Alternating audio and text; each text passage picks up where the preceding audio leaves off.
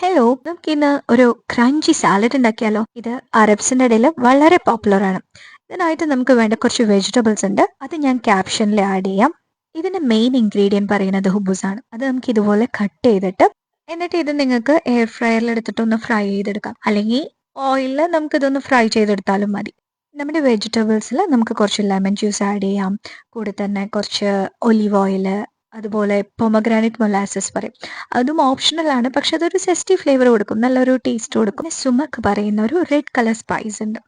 അത് ഈ ലെമണിൻ്റെ ഒക്കെ ഒരു ഫ്ലേവർ പോലെ അതിന് ആഡ് ചെയ്യും, ഒരു നല്ലൊരു സ്മെല്ലൊക്കെ കിട്ടും.